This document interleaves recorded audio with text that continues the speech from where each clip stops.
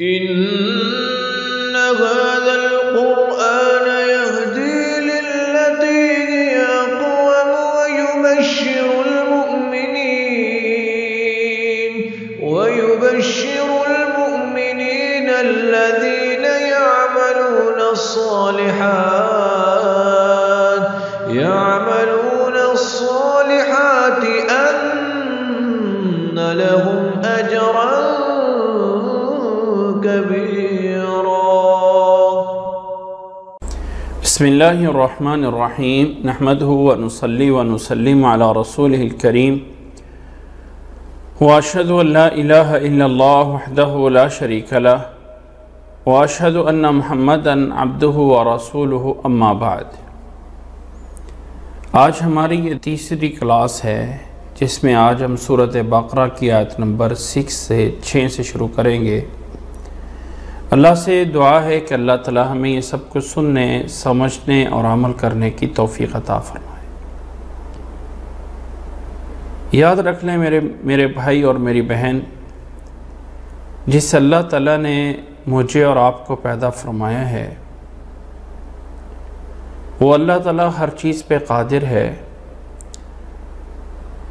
اور اللہ تعالیٰ نے انسان کو ایک اعلیٰ اور اشرف بنا کے اس دنیا میں بھیجا ہے.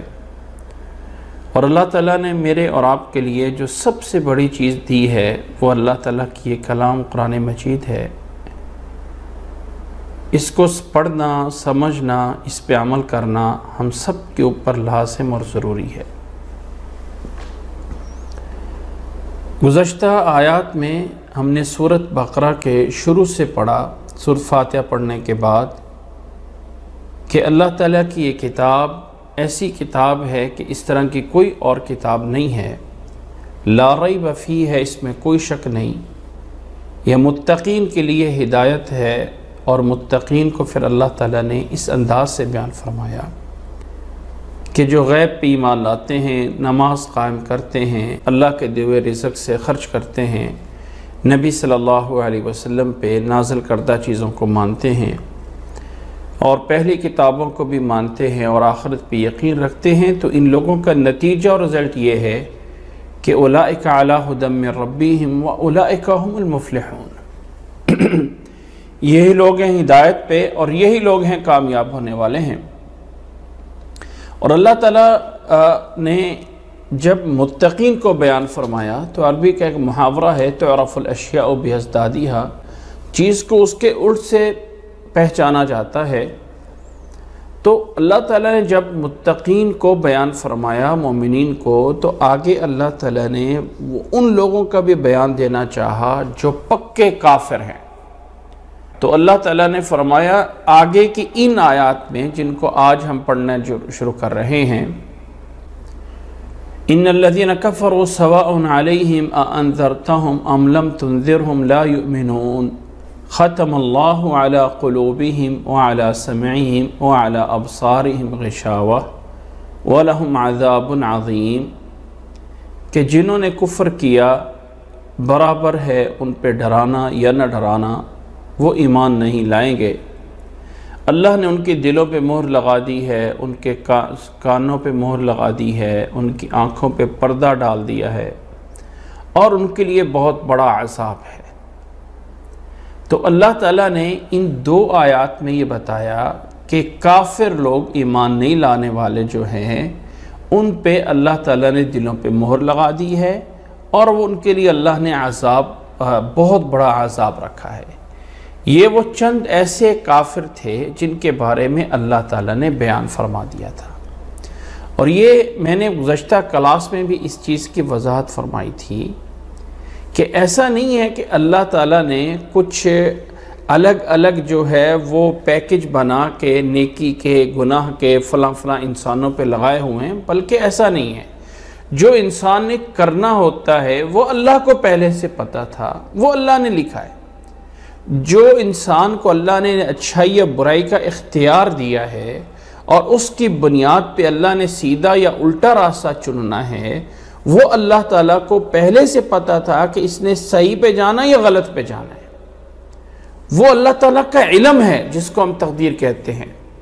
اس کی بنیاد پہ اس کی بنیاد پہ جو لوگ کافر ہیں اللہ نے فرمایا کہ وہ لوگ ایمان نہیں لائیں گے۔ اللہ نے ان کے دلوں پہ مہر لگا دی ہے اور ان کی آنکھوں پہ پردہ ہے، اور ان کے لیے اللہ تعالیٰ نے عذاب عظیم جو ہے وہ تیار کیا ہے۔ یہاں پہ اللہ تعالیٰ نے ان آیات میں بیان فرمایا ہے کہ جنہوں نے کفر کیا برابر ہے ان پر ڈرانا اور نہ ڈرانا، وہ ایمان نہیں لائیں گے۔ اس کا مطلب یہ کہ اللہ تعالیٰ یہ بتانا چاہتا ہے، اللہ تعالیٰ یہ بتا رہا ہے کہ اے محمد صلی اللہ علیہ وسلم، آپ کے دور میں یہ لوگ جو کافر ہیں یہ ایمان نہیں لے کے آ رہے، اور اس سے مراد وہ مخصوص لوگ ہیں جن کے بارے میں اللہ تعالیٰ نے بتا دیا تھا کہ یہ ایمان نہیں لائیں گے، ان پر ڈرانا اور نہ ڈرانا برابر ہے۔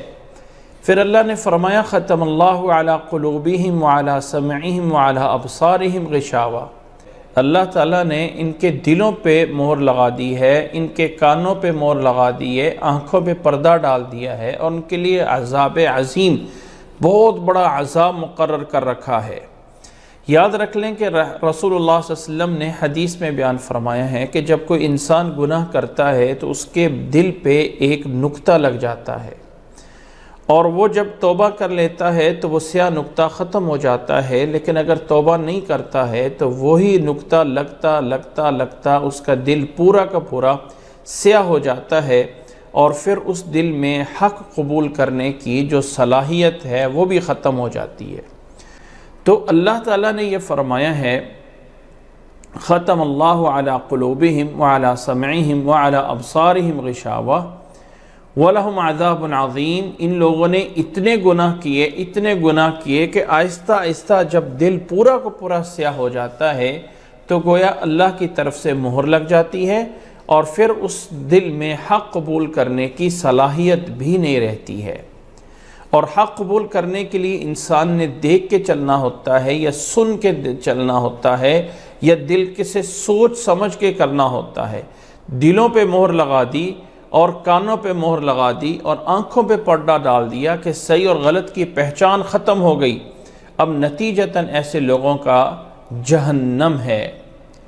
اس کے بعد اللہ تعالیٰ نے تیسرے گروہ کا تذکرہ فرمایا ہے۔ ایک تیسرا گروہ ہے، پہلا متقین کا، دوسرا پکے کافروں کا، اور تیسرا گروہ کے بارے میں اللہ تعالیٰ نے اس آیت نمبر 8 سے آغاز فرمایا ہے وَمِنَ النَّاسِ مَنْ يَقُولُ آمَنَّا بِاللَّهِ وَبِالْيَوْمِ الْآخِرِ وَمَا هُمْ بِمُؤْمِنِينَ، لوگوں میں سے کچھ ایسے لوگ ہیں جو کہتے ہیں ہم ایمان لائے اللہ پہ اور آخرت کے دن پہ، حالانکہ وہ مومن نہیں ہوتے۔ يُخَادِعُونَ اللَّهَ وَالَّذِينَ آمَنُوا، دھوکہ دیتے ہیں اللہ کو اور ایمان والوں کو، حالانکہ وَمَا يَخْدَعُونَ إِلَّا أَنفُسَهُمْ، وہ دھوکہ نہیں دے رہے مگر اپنے آپ کو ہی دے رہے ہیں اور وہ شعور نہیں رکھتے ہیں۔ فی قلوبہم مرض فزادہم اللہ مرضا، ان کے دلوں میں بیماری ہے اور اللہ تعالیٰ ان کو ان کی بیماری میں ہی بڑھا دیتا ہے۔ وَلَهُمْ عَذَابٌ أَلِيمٌ بِمَا كَانُوا يَكْذِبُونَ، اور ان کے لیے دردناک عذاب ہے ان کے اس جھٹلانے کی وجہ سے۔ وَإِذَا قِيلَ لَهُمْ لَا تُفْسِدُوا فِي الْأَرْضِ قَالُوا إِنَّمَا نَحْنُ مُصْلِحُونَ، اور جب انہیں کہا جاتا ہے کہ زمین میں فساد نہ کرو تو کہتے ہیں ہم تو اصلاح کرنے والے ہیں۔ الا انہم ہم المفسدون ولکن لا یشعرون، خبردار یہی لوگ ہیں فساد کرنے والے لیکن یہ لوگ شعور سمجھ نہیں رکھ رہے ہوتے۔ وَإِذَا قِيلَ لَهُمْ آمِنُوا كَمَا آمَنَ السُّفَهَاءُ قَالُوا أَنُؤْمِنُ كَمَا آمَنَ السُّفَهَاءُ، جب انہیں کہا جاتا ہے جیسے دوسرے ایمان والے لوگ ایمان لے کے آئے ہیں اس طرح ایمان لے آؤ، تو کہتے ہیں کہ ہم بیوقوفوں اور پاگلوں کی طرح ایمان لے کے آئے۔ الا انہم ہم السفہاء، خبردار یہی لوگ ہیں بیوقوف لیکن یہ لوگ جان نہیں رہے ہیں۔ وَإِذَا لَقُوا الَّذِينَ آمَنُوا قَالُوا آمَنَّا، اور جب ایمان والوں سے ملتے ہیں تو کہتے ہیں ہم ایمان لائے۔ وَإِذَا خَلَوْا إِلَى شَيَاطِينِهِمْ، اور جب اپنے شیطانوں کی طرف علیحدگی میں جاتے ہیں، قَالُوا إِنَّا مَعَكُمْ، تو ان سے کہتے ہیں ہم تو تمہارے ساتھ ہیں۔ إِنَّمَا نَحْنُ مُسْتَهْزِئُونَ، ہم تو سوائے اس کے اور کچھ نہیں، ہم تو صرف مذاق کر رہے تھے ان کے ساتھ۔ اللہ یستہزئ بہم، اللہ انہیں ان کے اس مذاق کا بدلہ دے گا۔ وَيَمُدُّهُمْ فِي طُغْيَانِهِمْ يَعْمَهُونَ، اور اللہ تعالیٰ ان کو ان کی سرکشی میں، ان کی برائی میں انہیں اور بڑھا دے گا، اسی میں وہ سرگرداں رہیں گے۔ أُولَئِكَ الَّذِينَ اشْتَرَوُا الضَّلَالَةَ بِالْهُدَى فَمَا رَبِحَتْ تِجَارَتُهُمْ وَمَا كَانُوا مُهْتَدِينَ، یہی لوگ ہیں جنہوں نے گمراہی کو ہدایت کے بدلے میں لیا ہے، اور ان کی تجارت کبھی بھی جو ہے وہ نفع والی نہیں ہوئی۔ وما کانوا مہتدین، اور نہ ہی یہ لوگ ہدایت یافتہ ہوئے۔ یہ بیان ان لوگوں کا چل رہا ہے جو انسانوں کا تیسرا گروہ ہے۔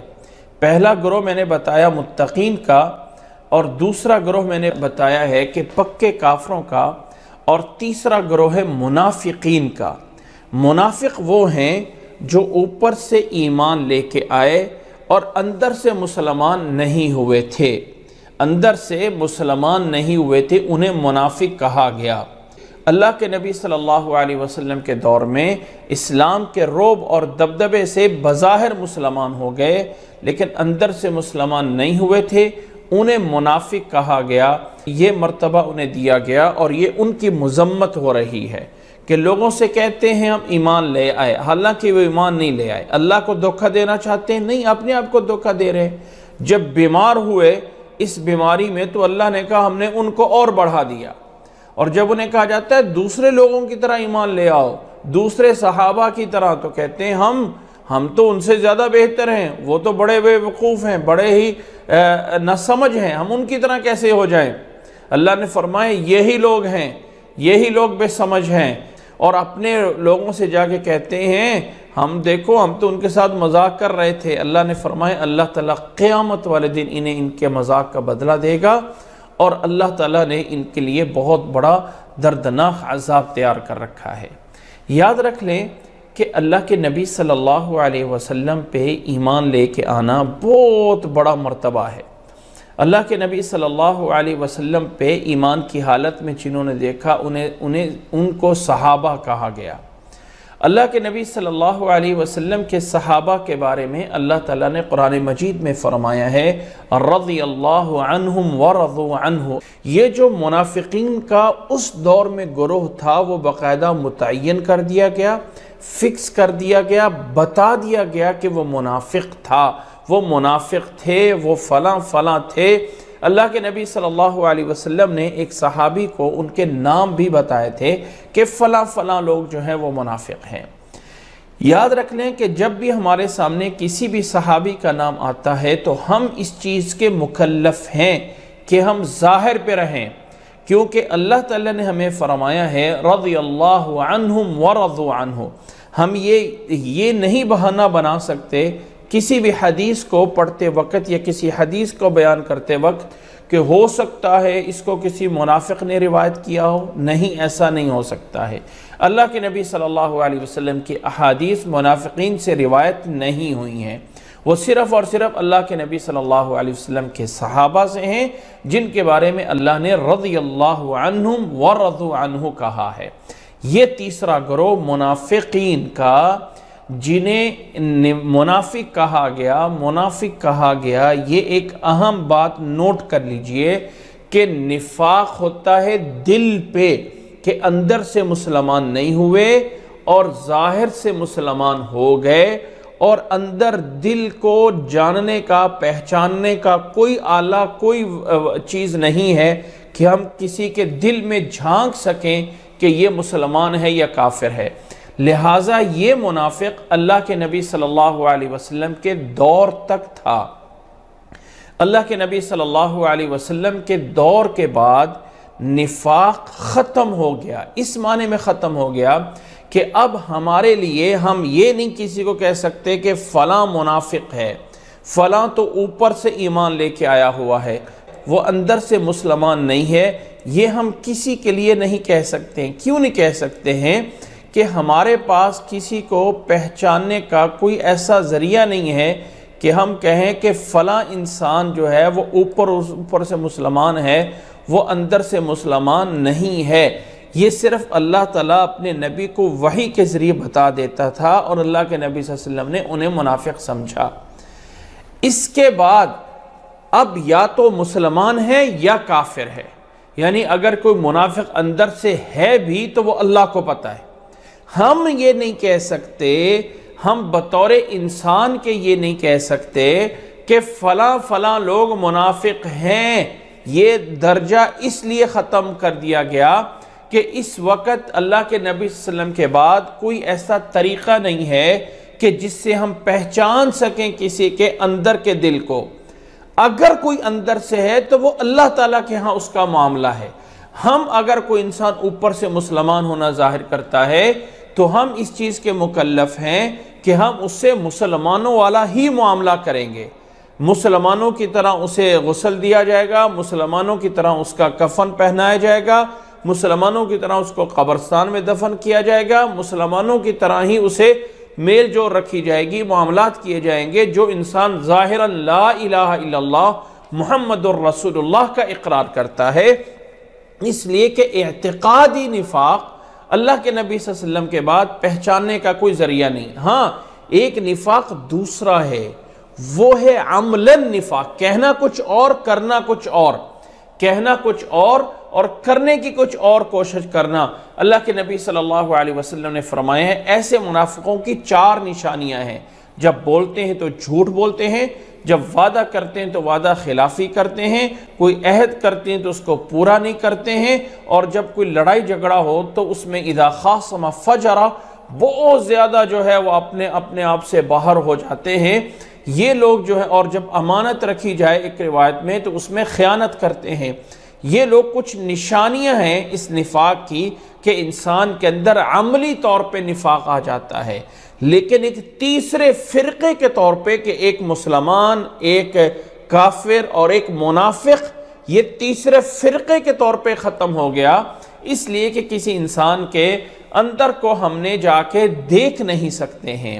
تو اللہ تعالیٰ نے اس دور کے منافقوں کے بارے میں ان آیات میں بیان فرمایا ہے کہ وہ لوگ ایسے ایسے تھے اور ایسے ایسے کر کے انہوں نے اللہ کا کچھ نہیں بگاڑا، اگر کچھ بگاڑا ہے تو اپنا ہی نقصان کیا ہے، اپنا ہی نقصان کیا۔ اور ان آیات کے ضمن میں ہم اللہ تعالیٰ نے یہ بھی بتا دیا کہ جب انہیں کہا جاتا ہے وَإِذَا قِيلَ لَهُمْ آمِنُوا كَمَا آمَنَ النَّاسُ، ایمان لاؤ اس طرح جس طرح کے لوگ ایمان لے کے آئے ہیں، ایمان لاؤ اس طرح جس طرح کے لوگ ایمان لے کے آئے ہیں، تو قالوا انؤمن کما آمن السفہاء، تو اللہ تعالیٰ نے اس دور کے لوگوں کو ایمان کا معیار قرار دیا، یعنی اللہ کے نبی صلی اللہ علیہ وسلم کے صحابہ کی طرح ایمان لے کے اور تب قابل قبول ہے۔ اسی طرح ان آیات میں ایک اور بات بھی سمجھنے والی ہے کہ اللہ تعالیٰ نے اللہ تعالیٰ کے بارے میں برائی کی نسبت، جیسے میں نے سورہ فاتحہ میں بتایا تھا، نہیں کر سکتے ہیں، تو اللہ تعالیٰ نے فرمایا ہے اللہ یستہزئ بہم، اللہ تعالیٰ بھی ان کے ساتھ مذاق کرتا ہے۔ اس مذاق کا معنی اور مفہوم یہ ہے کہ اللہ تعالیٰ ان کے کیے کا انہیں سزا دیتا ہے، یعنی اس لیے کہ ہم صرف برائی کی نسبت اللہ کی طرف نہیں کر رہے ہیں کہ اللہ تعالیٰ بھی مذاق کرتا ہے ان کے ساتھ، یعنی اللہ کا مذاق ان سے کیا ہے کہ اللہ تعالیٰ ان کو ان کے عذاب میں اور جو ہے وہ بڑھا دیتا ہے اور اللہ ان کی اسے سزا دے گا۔ پھر آگے اللہ تعالیٰ نے بطور مثال دے کے ان منافقوں کو دو مثالیں دی ہیں، ایک ایسے منافق جو بالکل ہی پکے کافر ہو گئے اور ایک ایسے منافق جو سرگرداں تھے۔ ایک مثال یہ دی ہے مثلہم کمثل الذی استوقد نارا، ان کی مثال منافقوں کی ایسی ہے جیسے کسی نے آگ جلائی تاکہ روشنی حاصل کرے، اس وقت آگ جلا کے روشنی کی حاصل کی جاتی تھی، تو فرمایا اس لیے آگ جلائی تاکہ روشنی ملے۔ مثلہم کمثل الذی استوقد نارا فلما اضاءت ما حولہ، جب آگ نے اپنے ارد گرد کو روشن کر دیا، ذہب اللہ بنورہم وترکہم فی ظلمات لا یبصرون، اس وقت ان کی آنکھیں چلی گئیں اور اللہ نے انہیں ان کے ظلمات اور اندھیروں میں ہی چھوڑ دیا جہاں انہیں جو ہے وہ دیکھ نہیں سکتے ہیں۔ اللہ کے نبی صلی اللہ علیہ وسلم کے آنے سے پہلے ایک نبی آنے کی امید کر رہے تھے کہ نبی آئے گا اور ہم اس کی روشنی میں جو ہے وہ چلیں گے، اور جیسی اللہ تعالیٰ نے اپنی نبوت کے اپنے نبی کو بھیجا تو انہوں نے جو ہے وہ اندر سے کافر ہو گئے، اور اللہ تعالیٰ ایسے لوگوں کو ان کے اندھیروں میں ہی چھوڑ دیتا ہے۔ فرمایا ایسے لوگ سم بکم عمی فہم لا یرجعون، ایسے لوگ جو ہے وہ گونگے ہیں، بہرے ہیں، اندھے ہیں، اور یہ لوگ واپس نہیں ہٹ سکتے ہیں۔ جنہوں نے اپنے آپ کو گونگا، بہرا، اندھا کر دیا، اب وہ لوگ واپس جو ہے وہ سیدھے راستے پہ نہیں آ سکتے ہیں۔ دوسری مثال منافقوں کی یہ ہے او کصیب من السماء فیہ ظلمات ورعد وبرق يجعلون أصابعهم في آذانهم من الصواعق حذر الموت واللہ محیط بالکافرین۔ یا ان کی مثال ایسے ہے کہ جیسے کچھ لوگ آسمان سے بہت بڑی بارش آ رہی، سیب کہتے ہیں بارش کو، بہت بڑی بارش آ رہی ہے، اس میں کھڑے ہوئے ہیں جس میں اندھیرے ہیں، ظلمات اندھیرے، رعد اس میں جو ہے وہ کڑک ہے، برق چمک ہے، اور وہ اس سے ڈر کے اپنی انگلیوں کانے میں ڈال رہے ہیں موت سے ڈرتے ہوئے۔ واللہ محیط بالکافرین، اللہ تعالیٰ کافروں کو گھیرے میں لیے ہوئے ہے۔ ان کی حالت کچھ ایسے ہے، یکاد البرق یخطف ابصارہم، وہ چمک ان کی آنکھوں کو قریب ہے کہ اچک لے، کلما اضاء لہم مشوا فیہ، جب تھوڑی سی روشنی ہوتی تو چل پڑتے ہیں، وَإِذَا أَظْلَمَ عَلَيْهِمْ قَامُوا، اور جب اندھیرا چھا جاتا ہے تو کھڑے ہو جاتے ہیں، وَلَوْ شَاءَ اللَّهُ لَذَهَبَ بِسَمْعِهِمْ وَأَبْصَارِهِمْ، اللہ تعالیٰ چاہے تو ان کی آنکھوں کو، ان کے کانوں کو لے جا سکتا ہے، ختم کر سکتا ہے۔ إِنَّ اللَّهَ عَلَى كُلِّ شَيْءٍ قَدِيرٌ، ان لوگوں کی مثال اللہ تعالیٰ نے اس طرح کر کے بیان فرمائی ہے کہ جیسے کچھ لوگ جو ہیں وہ بارش میں بڑے پریشان ہو کے کھڑے ہوں، بہت زیادہ پریشان ہیں، اندھیرا ہے اور بارش جو ہے وہ بادل گرج رہے ہیں، اب تھوڑی سی روشنی ہوتی چل پڑے، تھوڑی سی اندھیرا ہو گیا وہیں پہ ٹھہر گئے، پتہ نہیں ادھر جائیں، پتہ نہیں ادھر جائیں، ادھر سے بھی ڈر لگ رہا ہے، ادھر سے بھی ڈر لگ رہا۔ تو اللہ تعالیٰ نے فرمایا کہ ان منافقوں میں دوسرا گروہ ایسا بھی ہے کہ جو اندر سے پورا پریشان ہے، نہ مسلمانوں کی طرف آ رہا ہے، نہ کافروں کی طرف جا رہا ہے، لیکن کافروں کے اندر جو ہے اسلام میں داخل نہیں ہو رہا ہے، اوپر سے ظاہر مسلمان ہیں۔ اللہ تعالیٰ نے فرمایا کہ اللہ تعالیٰ چاہے تو ان کے آنکھوں کو، ان کے کانوں کو سب ختم کر سکتا ہے۔ ان اللہ علی کل شیء قدیر، بے شک اللہ تعالیٰ ہر چیز پہ قادر ہے۔ تو ان آیات میں اللہ تعالیٰ نے منافقین کے بارے میں بیان فرمایا، اور 13 آیات میں، پہلے 5 آیات میں اللہ تعالیٰ نے متقین کے بارے میں بیان فرمایا کہ کون لوگ ہیں، پھر اس کے بعد 2 آیات میں اللہ تعالیٰ نے کافروں کے بارے میں بیان فرمایا، پھر 13 آیات میں اللہ تعالیٰ نے منافقین کی صفات بیان کی ہیں۔ اور یہ ایک بات یاد رکھ لیجئے کہ برے لوگوں کو بری لوگوں کی صفات کہہ کے اللہ تعالیٰ پکارتا ہے، برے لوگوں کا نام لے کے نہیں بتایا جاتا فلاں فلاں منافق ہے، فلانا شخص، بلکہ صفتیں بیان کی جاتی ہیں۔ اس میں حکمت یہ بھی ہوتی ہے کہ اگر کسی انسان میں ایسے لوگوں کی صفات موجود ہیں تو اس سے بچا جائے۔ برے لوگوں کا بیان اس لیے ہوتا ہے کہ ان کی برائی سے بچا جائے، ان کی برائی جو وہ برائی کر رہے ہیں وہ انسان میں نہیں ہونی چاہیے، اللہ تعالیٰ کے فرامین پہ پورا یقین ہونا چاہیے، اللہ تعالیٰ کی ذات پہ ایمان ہونا چاہیے، اور انسان کو کسی چیز کے اندر عمل کرنے میں پریشان، حیران، یہ کیسے ہو سکتا ہے اسلام میں، ایسا نہیں ہونا چاہیے، تبھی جا کے انسان اللہ تعالیٰ کے ہاں سرخرو ہوتا ہے۔ اس چیز کے بیان کے بعد کہ کون ہے متقین، کون ہے کافر اور کون ہے منافقین، اب اس صورت کا اصل پیغام شروع ہوتا ہے۔ اللہ تعالیٰ نے فرمایا یا ایھا الناس اعبدوا ربکم الذی خلقکم والذین من قبلکم لعلکم تتقون، یہاں سے آ کے وہ پیغام شروع ہوا ہے۔ گویا کہ جس قرآن مجید کو ہم شروع کر رہے ہیں، جس کو ہم نے اللہ سے حمد و ثنا کر کے الحمدللہ رب العالمین سے پڑھا، اللہ تعالیٰ نے بتا دیا کہ یہ کتاب لا ریب ہے، پھر بتایا کہ متقی اور کافر یا منافق یہ لوگ ہیں۔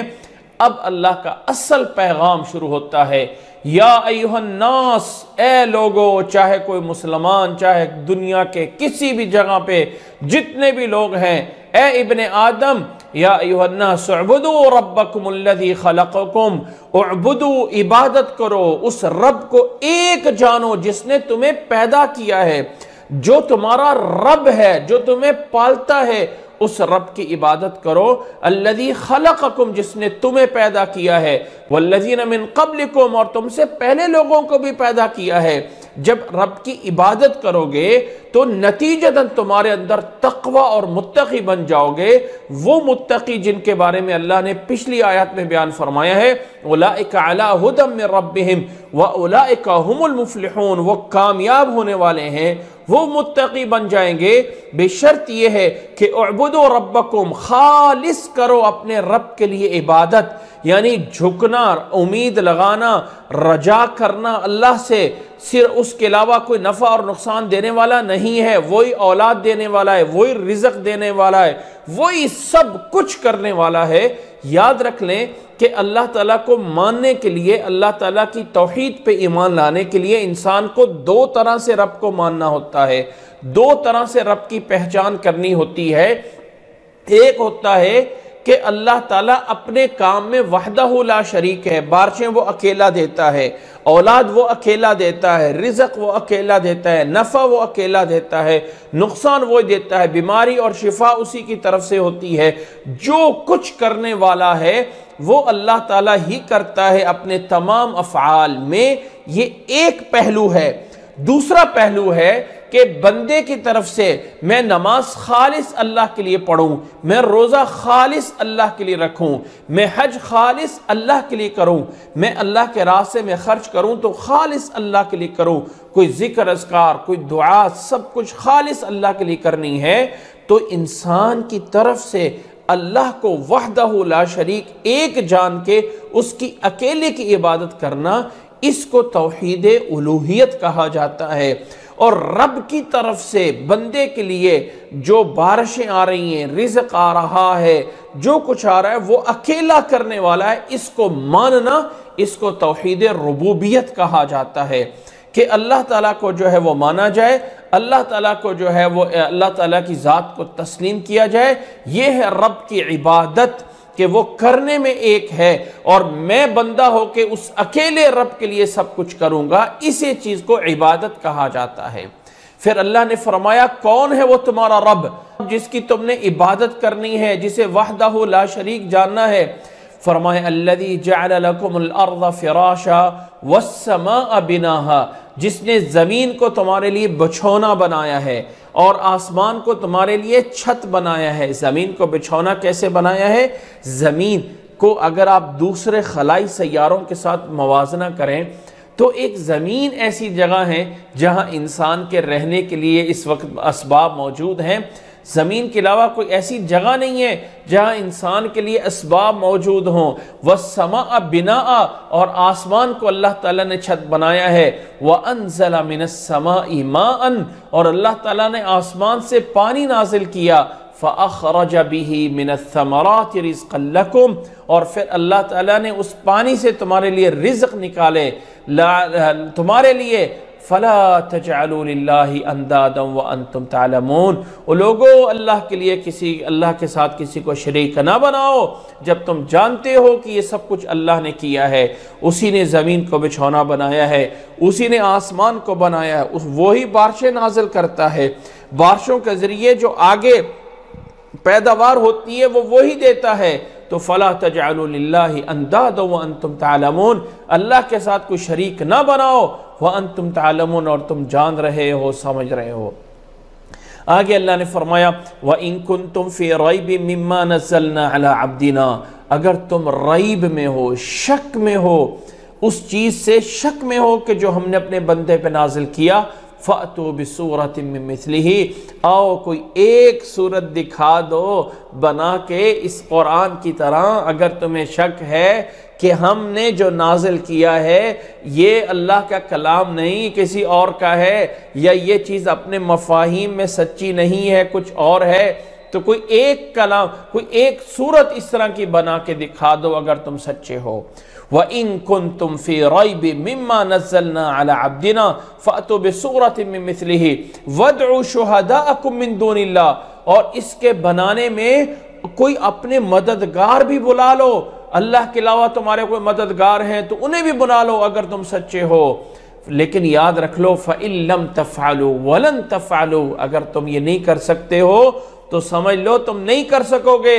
فَاتَّقُوا النَّارَ الَّتِي وَقُودُهَا النَّاسُ وَالْحِجَارَةُ، اس آگ سے بچ جاؤ جس کا ایندھن لوگ اور پتھر ہوں گے، جس آگ میں انسانوں نے جلنا ہے، کسی کیمیکل نے یا کسی گیس نے نہیں جلنا ہے، انسان اس کا ایندھن ہوں گے، والحجارہ، اور پتھر ہوں گے۔ پتھروں کی وہ آگ ہوگی، والحجارہ اعدت للکافرین، جو کافروں کے لیے تیار کی گئی ہے، جو اللہ نے کافروں کے لیے تیار کی ہے، اس آگ سے اپنے آپ کو بچا لو۔ قرآن مجید کا یہ چیلنج قیامت تک برقرار رہے گا کہ اگر کوئی انسان قرآن کو اللہ کی کلام نہیں سمجھتا ہے تو آؤ اس طرح کی کوئی ایک صورت بنا دو، لیکن کوئی انسان بھی ایسی صورت بنانے کے لائق نہیں ہوا، قابل نہیں ہوا کہ جو صورت تمام خوبیاں اسی طرح کی موجود ہوں جو قرآن مجید میں موجود ہیں۔ اچھا، یہاں پہ ضمناً ایک بات سمجھ لیجئے، اللہ کے نبی محمد صلی اللہ علیہ وسلم اللہ کے رسول ہیں، اور ہم ایمان لاتے ہیں لا الہ الا اللہ محمد الرسول اللہ، اللہ کے علاوہ کوئی معبود نہیں ہے، اور محمد صلی اللہ علیہ وسلم اللہ کے رسول ہیں۔ اچھا، یہاں پہ ایک بات سمجھ لیجئے کہ رسول ہونا یہ صفت ہے محمد صلی اللہ علیہ وسلم کی۔ اس رسالت کے بعد اگر کوئی سب سے بڑی صفت ہے نا، بڑی صفت ہے محمد صلی اللہ علیہ وسلم کی، تو وہ عبد ہونا ہے، بندہ ہونا ہے۔ بندہ، عبد، بندے میں دو چیزیں پائی جاتی ہوتی ہیں، ایک عاجزی اور انکساری، اور ایک رب کے آگے چھوٹا ہونا، برابر نہیں ہونا۔ اللہ نے اپنے نبی صلی اللہ علیہ وسلم کا یہ والی صفت ان جگہوں پہ ذکر کی ہے جو بڑے بڑے مقامات ہیں۔ جب ہم کہتے ہیں نا کسی کو مسلمان کرنا ہے تو اسے شہادہ پڑھایا جائے، شہادہ میں کیا کہتے ہیں؟ اشہد ان لا الہ الا اللہ وحدہ لا شریک لہ واشہد ان محمدن اگلا کیا لفظ ہے؟ عبدہ ورسولہ۔ اقرار کیا جائے کہ وہ اللہ کے بندے ہیں اور اس کے رسول ہیں۔ قرآن مجید کا جب یہ چیلنج ہوا تو اللہ نے یہ نہیں کہا کہ وَإِن كُنتُمْ فِي رَيْبٍ مِّمَّا نَزَّلْنَا عَلَىٰ رَسُولِنَا عَلَىٰ نَبِيِّنَا عَلَىٰ رَحْمَتِنَا عَلَىٰ نَبِيِّنَا۔ اللہ نے نبی کی کوئی وہ صفت نہیں بیان کی ہے، بلکہ صفت عبودیت بیان کی۔ اور یاد رکھ لیں کہ بندہ بننا یعنی عابد بننا، عبادت کرنے والا اور بندہ ہونا، انسان ہونا، یہ سب سے بڑی جو ہے وہ خوبی ہے۔ اچھا، ایک بات پوچھنے کی ہے کہ جب اللہ تعالیٰ نے انسانوں کو پیدا کیا، آدم علیہ السلام کو پیدا کیا، تو اللہ تعالیٰ نے فرشتوں سے آدم علیہ السلام کو سجدہ کرایا تھا۔ تو فضیلت میں انسان بڑا ہے یا فرشتے بڑے ہیں؟ مرتبے میں انسان بڑا ہے یا فرشتے بڑے ہیں؟ دیکھیں، اگر انسان بنتا ہے، انسان اگر نیک بنتا ہے تو فرشتوں سے بھی افضل ہو سکتا ہے۔ آدم علیہ السلام کو سجدہ کیا گیا، اور وہ حدیث موجود سنی ہوگی کہ نبی صلی اللہ علیہ وسلم کے پاس ایک صحابی نے آ کے کہا کہ نبی صلی اللہ علیہ وسلم، ہم آپ کے سامنے ہوتے ہیں تو بہت ایمان ہوتا ہے، جب بیوی بچوں میں چلے جاتے ہیں تو وہ حالت نہیں رہتی ہے، کہیں ہم منافق تو نہیں ہو گئے، کہیں ہم منافق تو نہیں ہو گئے، نافق حنظلہ، کہیں حنظلہ منافق تو نہیں ہو گیا کہ نبی صلی اللہ علیہ وسلم کے سامنے کوئی اور کیفیت ہوتی ہے، گھر جاتے ہیں تو کوئی اور کیفیت ہو جاتی ہے۔ تو اللہ کے نبی صلی اللہ علیہ وسلم نے فرمایا کہ اے میرے صحابی، اگر تمہاری وہی کیفیت، ایمانی کیفیت ہمیشہ رہے تو مدینے کی گلیوں میں کھڑے ہو کے فرشتے تمہیں سلام کیا کریں، فرشتے تمہیں سلام کیا کریں۔ اور یہ حدیث بھی ہم نے سنی ہوگی کہ اللہ کے نبی صلی اللہ علیہ وسلم نے فرمایا ہے ان الملائکۃ لتضع اجنحتها رضا لطالب العلم، جو طالب علم ہوتا ہے، اللہ کے دین کو حاصل کرنے کے لیے جاتا ہے، تو فرشتے اس کے اکرام کے لیے اپنے پروں کو بچھاتے ہیں۔ تو انسان اگر انسان بنے تو فرشتوں سے افضل ہے۔ فرشتے کون سی مخلوق ہے؟ فرشتے کون سی مخلوق ہے؟ نوری مخلوق ہے۔ اور انسان کون سی مخلوق ہے؟ بشر ہے۔ یہ بشر کس کی مخلوق ہے؟ بشر۔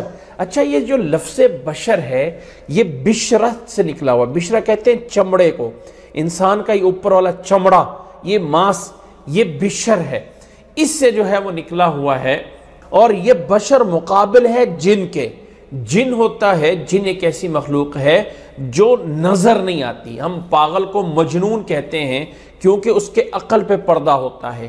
جو بچہ ماں کے پیٹ میں ہوتا ہے اسے جنین بولا جاتا ہے۔ جنین کہ یہ پوشیدہ ہے، وہ جن ہے، اس جن کے مقابل میں جو مخلوق ہے وہ بشر ہے۔ وہ کون سی ہے؟ وہ بشر ہے۔ اور یہ بشر جو ہے جب انسان بنتا ہے تو فرشتوں سے بھی افضل ہے، لیکن جب انسان نہیں بنتا ہے تو اولئک کالانعام بل ہم اضل، تو انسان جانوروں سے بھی بدتر ہو جاتا ہے۔ اب ذرا اس بات کی طرف آئیے، ہم عقیدے کی بات کرنا چاہتے ہیں کہ اللہ کے نبی صلی اللہ علیہ وسلم کے بارے میں اللہ نے اس آیت میں فرمایا ہے وَإِن كُنتُمْ فِي رَيْبٍ مِّمَّا نَزَّلْنَا عَلَىٰ عَبْدِنَا، جو نازل کیا اپنے بندے پہ۔ یاد رکھ لیں کہ اللہ تعالیٰ کے بعد اگر اس کائنات میں کسی ذات کا کوئی مرتبہ ہے، مقام ہے، تو وہ محمد صلی اللہ علیہ وسلم ہے۔ آپ صلی اللہ علیہ وسلم کا مقام، مرتبہ بہت بڑا ہے، لیکن اپنی خلقیت میں، اپنے خلق ہونے میں وہ ایک انسان ہے، وہ ایک عبد ہیں، وہ ایک بشر ہیں، وہ کوئی نوری مخلوق نہیں ہے، وہ کوئی فرشتے نہیں ہیں، بلکہ انسان ہے۔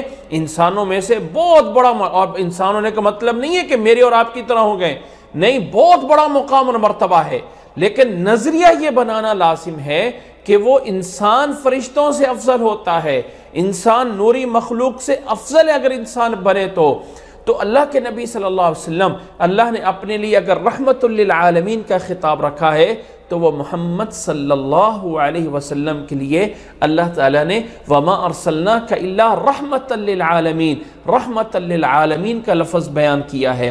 تو اللہ کے نبی صلی اللہ علیہ وسلم اپنی خلقت میں، اپنی حیثیت مخلوقیت میں ایک انسان ہے، اور اللہ نے یہاں پہ فرمایا اگر تمہیں شک ہے اس کتاب کے بارے میں جو نازل کی ہے اپنے بندے پہ، تو عبد ہونا ایک ایسی صفت ہے اللہ تعالیٰ نے جو بڑے بڑے مقامات ہیں وہاں پہ اس صفت کو بیان کیا ہے۔ قرآن مجید کا چیلنج آ رہا ہے، ایک گارنٹی آ رہی ہے، تو اللہ نے اپنے نبی کی صفت کوئی بڑی نہیں ذکر کی ہے، بلکہ عبد ہونا ہی ایک بڑی صفت اتنی ہے کہ اس سے بڑی کوئی صفت نہیں ہے۔ فرمایا وَإِن كُنتُمْ فِي رَيْبٍ مِّمَّا نَزَّلْنَا عَلَىٰ عَبْدِنَا فَأْتُوا بِسُورَةٍ مِّن مِّثْلِهِ وَادْعُوا شُهَدَاءَكُم مِّن دُونِ اللَّهِ إِن كُنتُمْ صَادِقِينَ۔ پھر اللہ نے فرمایا فَإِن لَّمْ تَفْعَلُوا وَلَن تَفْعَلُوا، اگر تم یہ نہیں کر سکتے ہو تو، اگر نہیں تم کرتے ہو تو سمجھ لو تم نہیں کر سکتے۔ فَاتَّقُوا النَّارَ الَّتِي وَقُودُهَا النَّاسُ وَالْحِجَارَةُ، اس آگ سے بچ جاؤ جس کا ایندھن لوگ اور پتھر ہوں گے۔ اعدت للکافرین، جو کافروں کے لیے تیار کی گئی ہے۔ آگے اللہ تعالیٰ نے فرمایا وَبَشِّرِ الَّذِينَ آمَنُوا وَعَمِلُوا الصَّالِحَاتِ أَنَّ لَهُمْ جَنَّاتٍ تَجْرِي مِن تَحْتِهَا الْأَنْهَارُ كُلَّمَا رُزِقُوا مِنْهَا مِنْ ثَمَرَةٍ رِزْقًا قَالُوا هَذَا الَّذِي رُزِقْنَا مِنْ قَبْلُ وَأُتُوا بِهِ مُتَشَابِهًا وَلَهُمْ فِيهَا أَزْوَاجٌ مُطَهَّرَةٌ وَهُمْ فِيهَا خَالِدُونَ۔ اللہ نے فرمایا اور خوشخبری دے دیجئے ایمان والوں کو، نیک اعمال کرنے والے کو، نیک اعمال کرنے والوں کو، کہ اللہ نے ان کے لیے وہ جنت تیار کی ہے، وہ جنت جس کے اندر اللہ نے فرمایا تجری من تحتی الانہار، جس کے نیچے نہریں چلتی ہیں۔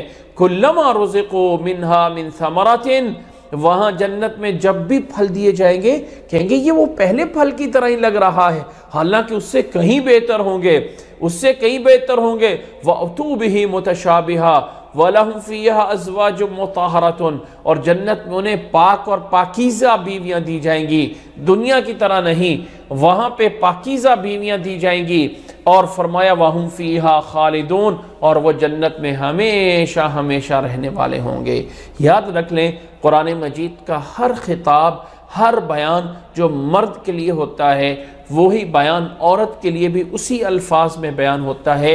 اے ایمان والو مردوں اور اے ایمان والی عورتوں، اللہ تعالیٰ نے تمہارے لیے خوشخبری دی ہے کہ جو نیک اعمال کرتے ہیں اللہ تعالیٰ نے ان کے لیے جنت رکھی ہے جس کے نیچے سے نہریں چلتی ہیں، جب کبھی بھی اس میں رزق دیے جائیں گے تو وہ اتنا ہوں گے کہ انہیں بعض دفعہ فرق کرنا بھی مشکل ہو جائے گا، کہیں وہی تو نہیں پہلے والا۔ اور اللہ تعالیٰ نے اتنے اس جنت کے بارے میں فرمایا ہے، اللہ کے نبی صلی اللہ علیہ وسلم نے بیان کرتے ہوئے، فَلَا عَيْنٌ رَأَتْ وَلَا أُذُنٌ سَمِعَتْ، کسی دل میں کھٹکا نہیں ہے، کسی آنکھ نے دیکھا نہیں ہے، کسی دل میں سوچا نہیں ہے۔ اور اللہ تعالیٰ نے بیان فرمایا ہے فَلَا تَعْلَمُ نَفْسٌ مَا أُخْفِيَ لَهُم مِّن قُرَّةِ أَعْيُنٍ، کسی جان کو یہ نہیں پتا کہ اللہ نے اس کی آنکھوں کی ٹھنڈک کے لیے کیا کچھ تیار کر کے رکھا ہوا ہے۔ تو وہ جنت ان لوگوں کے لیے ہے جو ایمان لے آئے اور نیک اعمال کیے، ان کے لیے جنت ہے۔ اور اس میں بڑا انعام کیا ہے؟ وَهُمْ فِيهَا خَالِدُونَ، اور وہ اس جنت میں ہمیشہ رہیں گے، وہ اس جنت میں ہمیشہ رہیں گے۔ پھر آگے اللہ تعالیٰ نے فرمایا إِنَّ اللَّهَ لَا يَسْتَحْيِي أَن يَضْرِبَ مَثْلًا مَا بَعُوضَةً فَمَا فَوْقَهَا، وہ لوگوں اللہ تعالیٰ کی ذات جو چاہے، جب چاہے، جہاں چاہے، جیسے چاہے، جس طرح چاہے، جب چاہے، جس طرح چاہے وہ کر سکتا ہے۔ اللہ سے نہیں پوچھا جا سکتا کہ اللہ تو نے یہ کام کیوں کس لیے کیا ہے، نہیں۔ اللہ تعالیٰ نے فرمایا اللہ تعالیٰ کو کوئی اس سے حیا نہیں ہے، اللہ تعالیٰ کو یہ نہیں ہے کہ اللہ تعالیٰ کسی مچھر کی مثال کیوں دیتا ہے، اللہ تعالیٰ کسی فلاں چیز کی مثال دے کے کیوں بیان کرتا ہے، اللہ تعالیٰ جو چاہے جیسے بیان کر سکتا ہے۔ ان اللہ لا یستحی ان یضرب مثلا ما بعوضۃ فما فوقها فاما الذین آمنوا، جو لوگ ایمان لے آئے وہ جانتے ہیں کہ یہ ان کے رب کی طرف سے جو بھی بیان ہوتا ہے وہ حق کا بیان ہوتا ہے۔ وَأَمَّا الَّذِينَ كَفَرُوا، اور جنہوں نے کفر کیا، فَيَقُولُونَ مَاذَا أَرَادَ اللَّهُ بِهَذَا مَثَلًا، کافر لوگ اللہ تعالیٰ کے معاملات پہ اعتراض کرتے ہیں، یہ کہتے ہیں اللہ نے یہ کیوں کیا، اللہ نے وہ کیوں کیا، اللہ تعالیٰ نے یہ کس لیے کیا، اللہ تعالیٰ نے وہ کس لیے کیوں نہیں کیا ہے۔ فرمایا ایسے لوگ جو ہیں وہ کافر ہوتے ہیں۔ وَأَمَّا الَّذِينَ كَفَرُوا فَيَقُولُونَ مَاذَا أَرَادَ اللَّهُ بِهَذَا مَثَلًا يُضِلُّ بِهِ كَثِيرًا وَيَهْدِي بِهِ كَثِيرًا۔ اللہ تعالیٰ نے بیان فرمایا ہے اللہ تعالیٰ اسی کے ذریعے، اسی قرآن مجید کے ذریعے بہت سے لوگوں کو گمراہ کرتا ہے اور بہت سے لوگوں کو ہدایت دے دیتا ہے۔ جو اس قرآن مجید کو سمجھنے کے لیے پڑھتے ہیں اللہ انہیں ہدایت دیتا ہے، اور جو لوگ سمجھنے کے لیے نہیں اعتراض کرنے کے لیے پڑھتے ہیں اللہ انہیں گمراہ کر دیتا ہے۔ اور آگے اس کی وضاحت کر دی وَمَا يُضِلُّ بِهِ إِلَّا الْفَاسِقِينَ، اللہ تعالیٰ وہ گمراہ کرتا ہے تو صرف ان لوگوں کو جو فاسق ہو رہے ہوتے ہیں۔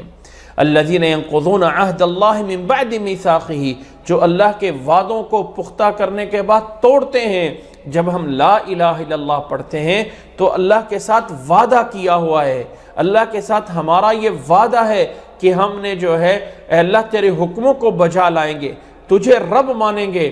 جو اللہ کے وعدوں کو توڑتے ہیں وَيَقْطَعُونَ مَا أَمَرَ اللَّهُ بِهِ أَن يُوصَلَ، اور اللہ تعالیٰ نے رشتہ داروں کو ملانے کا حکم دیا ہے، اور جو لوگ اس میں توڑتے ہیں وَيُفْسِدُونَ فِي الْأَرْضِ، زمین میں یہ سب کچھ کر کے فساد کرتے ہیں، فرمایا اولئک ھم الخاسرون، ایسے لوگ خسارہ پانے والے ہوں گے۔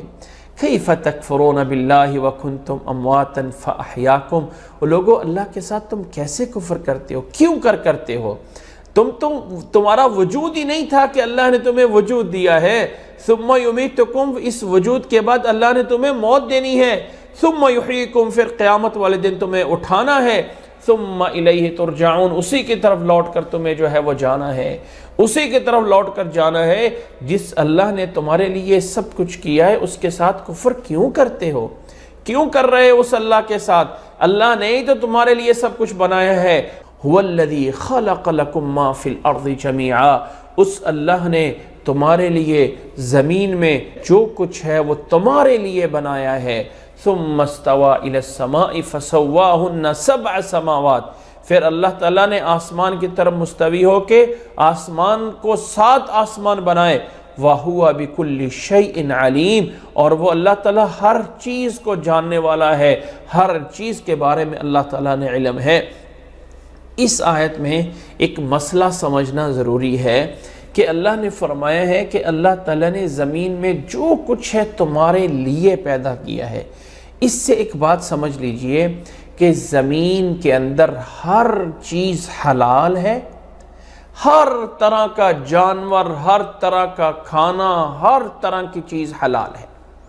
اسی طرح تمہارے لیے پیدا کیا ہے، ہر چیز تمہارے لیے پاک ہے۔ کوئی چیز جو ہے، ہر چیز تمہارے لیے پاک ہے، ہر چیز حلال ہے، ہاں سوائے اس کے جس کو حرام قرار دے دیا گیا، جس کو ناپاک کر دیا گیا، اس کے علاوہ سب کچھ حلال ہے۔ تو کسی چیز کے حلال ہونے کی دلیل نہیں چاہیے، کسی چیز کے پاک ہونے کی دلیل نہیں چاہیے ہوتی ہے، بلکہ کسی چیز کے ناپاک یا حرام ہونے کی دلیل چاہیے۔ اب کوئی انسان کہہ دے کہ بھائی یہ جو میں کپڑا نیا لے کے آیا ہوں، یہ روئی کے اندر مشین سے گزرا، یہ فلاں سے ہوا، اچھا یہ تو ناپاک ہو گیا۔ نہیں، ناپاک ہونے کی مجھے دلیل چاہیے۔ اس کے بغیر کسی چیز کو ہم دنیا کی ہر چیز کو پاک سمجھیں گے جب تک کہ اس کے ناپاک ہونے کی دلیل نہ آ جائے۔ اسی طرح ہر چیز کو حلال سمجھا جائے گا۔ حلال ہونے کے لیے دلیل نہیں چاہیے ہوتی ہے، حلال ہونے کے لیے اتنی دلیل کافی ہے کہ اللہ نے فرمایا هو الذی خلق لکم ما فی الارض جمیعا، زمین کا جو کچھ ہے اللہ نے تمہارے لیے بنایا ہے۔ ہر طرح کا کھانا، ہر طرح کا پینا، ہر طرح کا پہننا، ہر طرح کا معاملہ کرنا، دنیا کے جتنے بھی اعمال ہیں وہ سارے کے سارے حلال ہیں، جائز ہیں، سوائے اس سے جس سے منع کر دیا گیا۔ جبکہ جو دین کی عبادات ہوتی ہیں وہ ایسا نہیں ہوتا۔ عبادات میں اس کے الٹ ہوتا ہے کہ سب کچھ منع ہے سوائے اس کے جو اللہ نے بتایا یا اللہ کے رسول نے بتایا کہ یہ عبادت ہے۔ ہم اپنی مرضی سے عبادت نہیں بنا سکتے۔ میں کہہ دوں فجر کی جو ہے وہ 2 فرض ہے، میں 4 فرض پڑھ لیتا ہوں، ایک رکعت میں 2 سجدے ہیں، میں 4 سجدے کر لیتا ہوں، 4 رکوع کر لیتا ہوں، کیا حرج ہے؟ تو نیکی ہی کر رہا ہوں نا، کوئی گناہ تو نہیں کر رہا۔ میں 4 فرض کر رہا ہوں، کوئی ایک فرض تو نہیں نہ کر رہا فجر کا، میں ایک کی 2 کی بجائے 4 پڑھ رہا ہوں، تمہیں اس میں کیا اعتراض ہے؟ تو اس کا جواب کیا ہوگا کہ یہ جائز نہیں ہے، کیونکہ اللہ یا اللہ کے رسول سے یہ ثابت نہیں ہے، ثابت نہیں ہے۔ ثابت صرف 2 فرض ہیں، ثابت صرف 2 سجدے ہیں، ثابت صرف 1 رکوع ہے، جبکہ دنیا کے اندر سب کچھ حلال ہے سوائے اس سے جو منع کر دیا گیا، سب کچھ جائز ہے، سب کچھ پاک ہے سوائے اس کے جس کو ناپاک کر دیا گیا۔ تو اللہ تعالیٰ نے اس آیت میں فرمایا ہے هو الذی خلق لکم ما فی الارض جمیعا، اس اللہ نے تمہارے لیے زمین میں جو کچھ ہے تمہارے لیے پیدا کیا ہے۔ ثم استوى الى السماء فسواهن 7 سماوات، پھر اللہ تعالیٰ آسمان کی طرف مستوی ہوا اور اللہ تعالیٰ نے آسمان کو 7 آسمان بنائے ہیں۔ 7 آسمان، اس سے سمجھ آتا ہے کہ آسمان ایک حصی چیز ہے، ایک ٹھوس چیز ہے، ایک باقاعدہ چیز، یہ نہیں کہ دھواں خلا خالی ہے، نہیں، آسمان ایک حصی چیز ہے۔ اللہ نے اسے بنایا فسواہن 7 سماوات وَهُوَ بِكُلِّ شَيْءٍ عَلِيمٌ، اور اللہ تعالیٰ ہر چیز کو پوری طرح جاننے والا ہے۔ اس کے بعد اللہ تعالیٰ نے انسان کو جب سمجھایا جاتا ہے تو اللہ تعالیٰ عبرت کے لیے کچھ واقعات بیان کرتا ہے۔ اب پچھلے اس ساری بات کا خلاصہ یہ ہے، وہ لوگوں اپنے رب کی عبادت کرو، اس رب نے تمہارے لیے جنت بنائی ہے، جو نہیں مانیں گے ان کے لیے جہنم ہے، اور اللہ تعالیٰ نے سب کچھ تمہارے لیے بنایا ہے۔ یہ اس پورے رکوع کا خلاصہ ہے۔ پھر آگے اللہ نے فرمایا وَإِذْ قَالَ رَبُّكَ لِلْمَلَائِكَةِ إِنِّي جَاعِلٌ فِي الْأَرْضِ خَلِيفَةً قَالُوا أَتَجْعَلُ فِيهَا مَن يُفْسِدُ فِيهَا وَيَسْفِكُ الدِّمَاءَ وَنَحْنُ نُسَبِّحُ بِحَمْدِكَ وَنُقَدِّسُ لَكَ قَالَ إِنِّي أَعْلَمُ مَا لَا تَعْلَمُونَ۔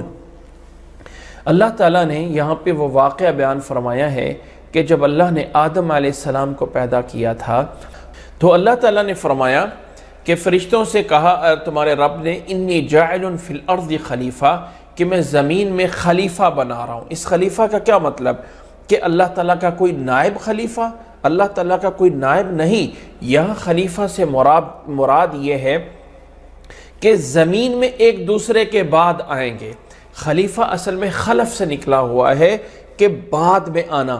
ہمارا آگے والا امام ہوتا ہے اور ہماری بیک سائیڈ کو عربی میں خلف کہا جاتا ہے اور فرنٹ سائیڈ کو امام کہا جاتا ہے۔ اور بیک سائڈ کو خلف کہا جاتا ہے، اور پیچھے لائن لگی ہوتی ہے تو وہ میرے پیچھے، وہ اس کے پیچھے کوئی ہے، اس کے پیچھے کوئی ہے، اس کے پیچھے کوئی ہے۔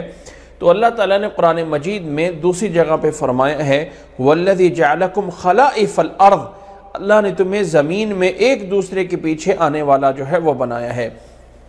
تو اللہ تعالیٰ نے زمین میں اس مخلوق کو ایک دوسرے کے پیچھے آ رہے ہیں، یہ والی مخلوق اللہ تعالیٰ نے انسان کو بنانا چاہا تو اللہ تعالیٰ نے فرشتوں سے کہا میں بنا رہا ہوں، فرشتوں نے کہا قالوا اتجعل فیہا من یفسد فیہا ویسفک الدماء، فرشتوں نے کہا کہ وہ تو آ کے خون بہائے گا، زمین میں فساد کرے گا، وہ تو فساد کرے گا۔ اب یہاں پہ ایک بات نوٹ کیجئے، اللہ تعالیٰ نے فرشتوں سے کہا انی جاعل فی الارض خلیفہ، زمین میں بنا رہا ہوں، جبکہ اللہ نے آدم علیہ السلام کو پیدا کرنے کے بعد جنت میں بھیج دیا تھا، اور جنت سے آدم علیہ السلام کا ابھی واقعہ سامنے آئے گا کہ کچھ کھانے کی وجہ سے جنت سے نکال کے زمین پہ بھیج دیے گئے۔ تو اللہ نے بنایا تو اصل زمین ہے کے لیے تھا۔ یہ کہنا کہ آدم علیہ السلام نے بہت بڑی غلطی کر دی تھی، ایسا نہیں، اللہ نے بنایا ہی زمین کے لیے تھا۔ انی جاعل فی الارض خلیفہ قالوا اتجعل فیہا من یفسفک الدماء ونحن نسبح بحمدک ونقدس لک، فرشتوں نے کہا اے ہمارے اللہ، ہم تیری حمد و ثنا کرتے ہیں، ہم تیری تسبیح بیان کرتے ہیں، تیری تعریف کرتے ہیں، تیرا تقدس اور تیری بزرگی بیان کرتے ہیں۔ اللہ نے فرمایا انی اعلم ما لا تعلمون، اے فرشتو تم نہیں جانتے ہو جو میں جانتا ہوں۔ فرشتوں میں تو برائی کرنے کا اختیار ہی نہیں ہے، وہ تو برائی کر ہی نہیں سکتے، وہ تو لا یعصون اللہ فیما امرہم، اللہ تعالیٰ کا جو حکم ہے اسے الٹ ہو ہی نہیں سکتا۔ اب انسان کو اللہ نے اختیار دینا تھا کہ برائی پہ طاقت ہوتے وقت انسان سارا اختیار، سب اسباب موجود ہیں برائی کرنے کے، اور پھر بچتا ہے، تو یہ ہے انسان بن رہا ہوتا۔ تو اللہ تعالیٰ نے فرمایا فرشتو تم نہیں جانتے ہو میں جانتا ہوں۔ پھر اللہ نے ایک طریقہ کیا کہ انسان کو فرشتوں کے سامنے بڑا بنایا۔ اللہ کی ذات پہ قربان جائیں، اللہ تعالیٰ کی رحمت پہ قربان جائیں کہ اللہ نے انسان کو کتنی عزت دی ہے۔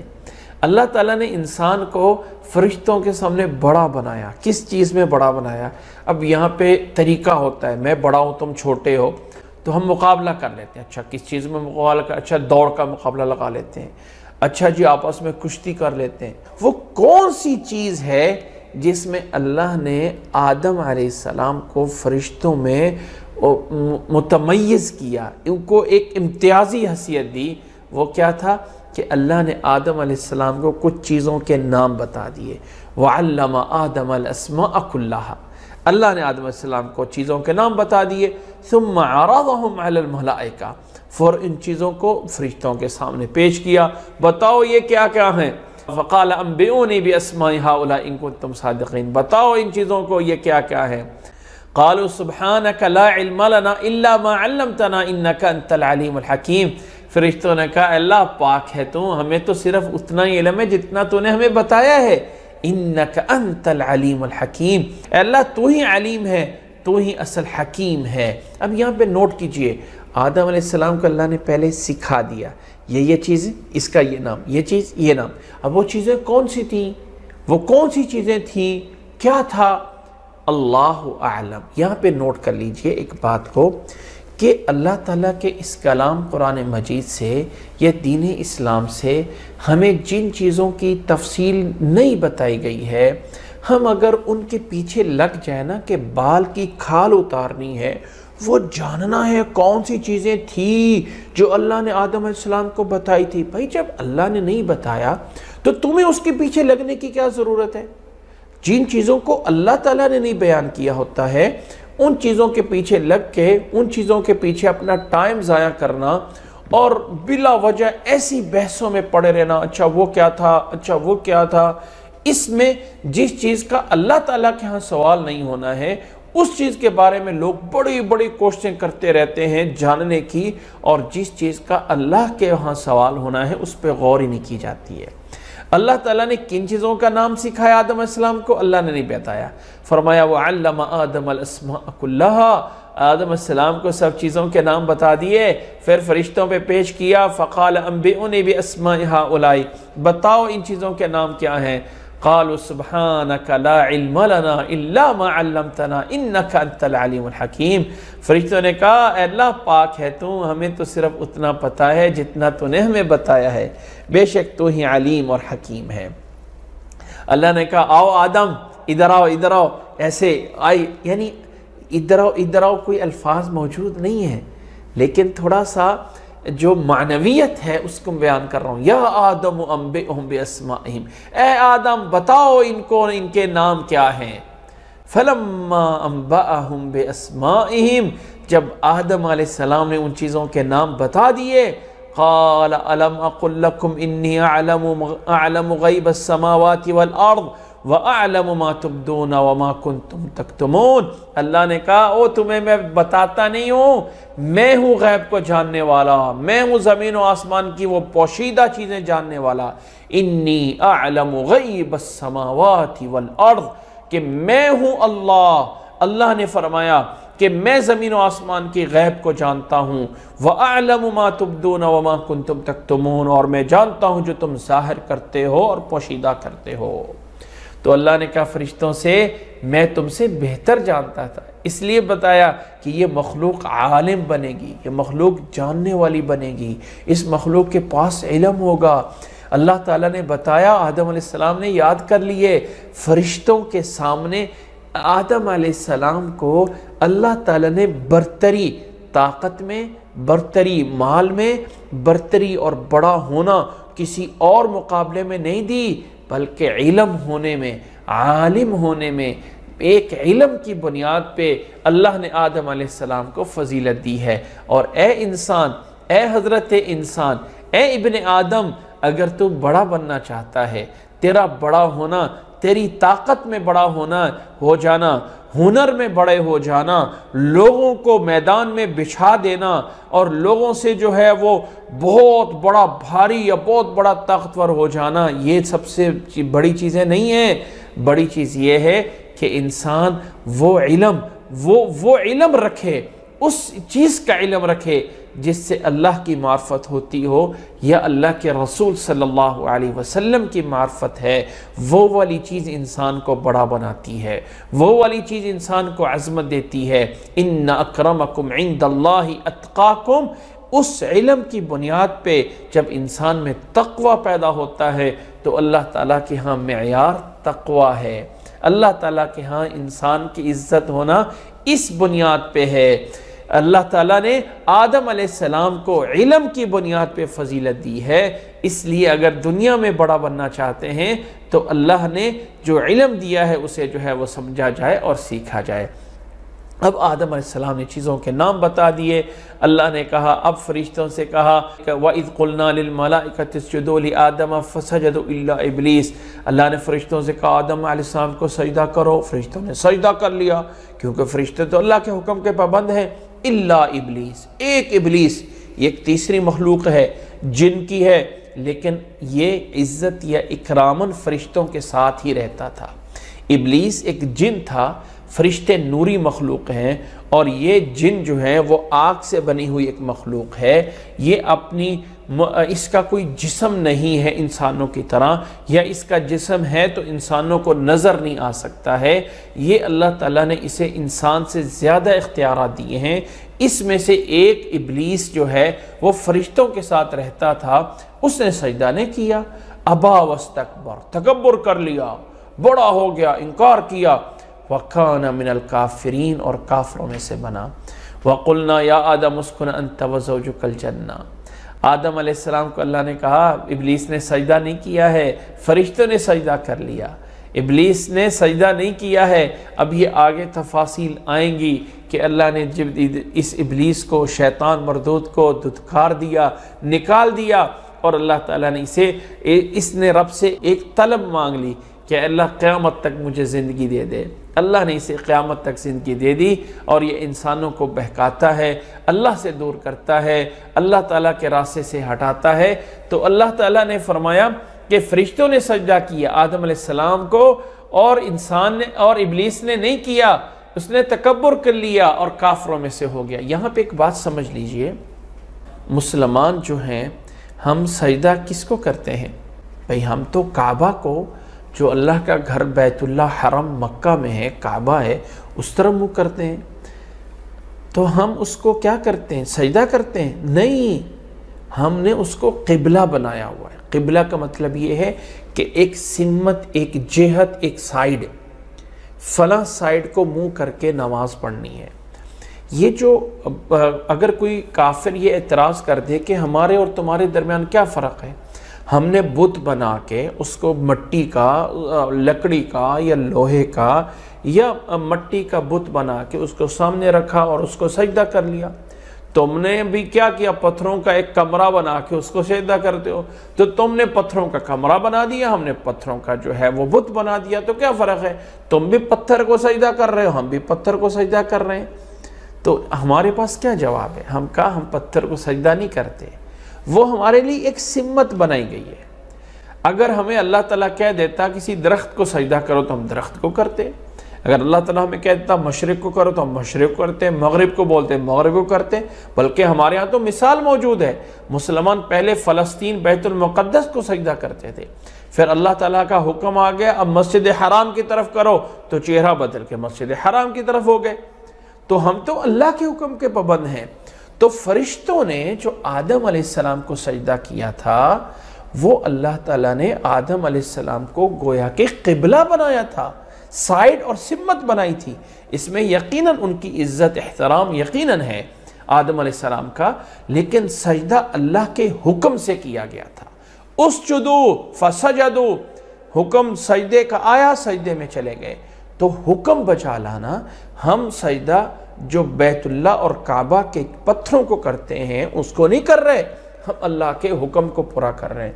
حضرت عمر رضی اللہ تعالیٰ عنہ کی وہ بات ہم نے سنی ہوگی جسے امام بخاری رحمہ اللہ نے نقل کیا ہے، حجر اسود کے سامنے کھڑے ہو کے اس کے مخاطب ہو کے کہتے ہیں کہ اے حجر، مجھے پتہ ہے کہ تو پتھر ہے، نہ تو نفع دیتا ہے نہ نقصان دیتا ہے، تو پتھر ہی ہے اور کچھ نہیں ہے۔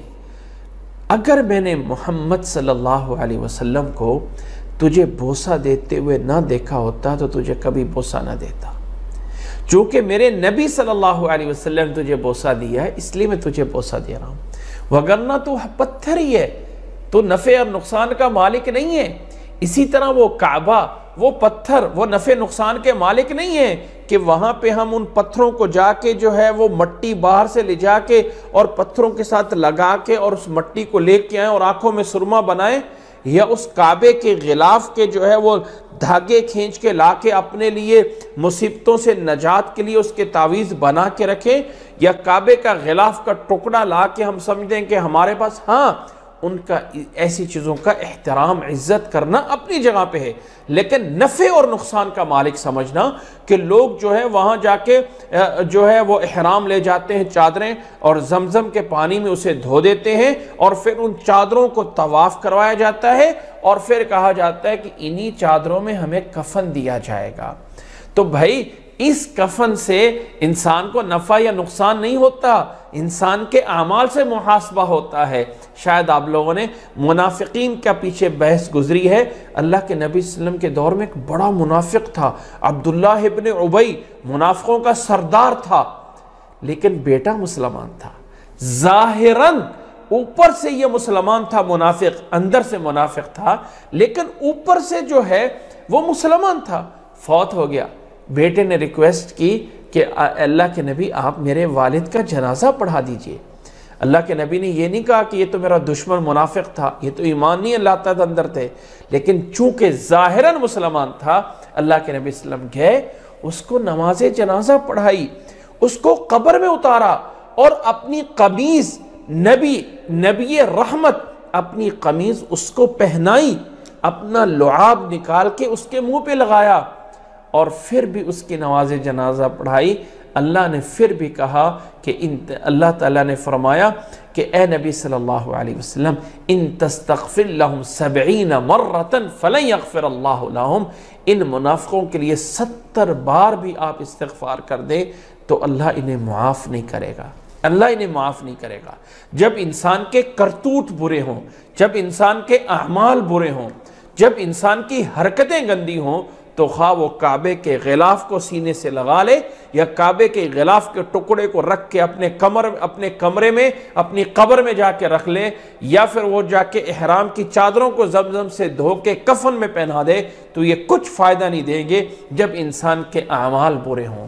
اور جب انسان کے اعمال صحیح ہوں، اللہ کے آگے سجدہ ریز ہوتا ہو، اللہ کے آگے جبین جھکائی جاتی ہو، اللہ کے آگے سجدہ کرتا ہو، تو پھر چاہے اسے کفن ملے یا نہ ملے، اللہ کے ہاں اس کے لیے جو ہے وہ حریر اور استبرق یعنی وہ ریشمی لباس اللہ تعالیٰ کے ہاں اس کے لیے تیار ہوں گے۔ تو معیار ہے، عمل سے زندگی بنتی ہے، یہ جنت بھی یہ جہنم بھی، یہ خاکی اپنی فطرت میں نہ نوری ہے نہ ناری ہے۔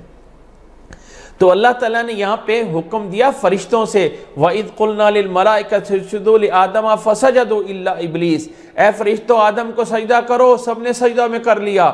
تو سجدہ اللہ کے حکم کو پورا کرنے کے لیے کیا گیا تھا، اللہ کے حکم کو پورا کیا، یہ نہیں کہ غیر اللہ کو سجدہ کیا، وہ اللہ کی حکم کو بجا لایا ہے۔ اللہ نے ہمیں جب بیت المقدس کی طرف حکم دیا تھا تو بیت المقدس کی طرف مسلمان منہ کرتے تھے، اللہ کا حکم آ گیا کہ اب کعبہ اور مکہ کی طرف منہ کیا جائے تو مکہ کی طرف منہ کرنے لگ گئے۔ اس لیے یہ کہنا کہ آدم علیہ السلام کو جو سجدہ کیا گیا تھا وہ کوئی غیر اللہ کو سجدہ تھا، نہیں، وہ اللہ کے حکم ہی کو پورا کیا گیا ہے۔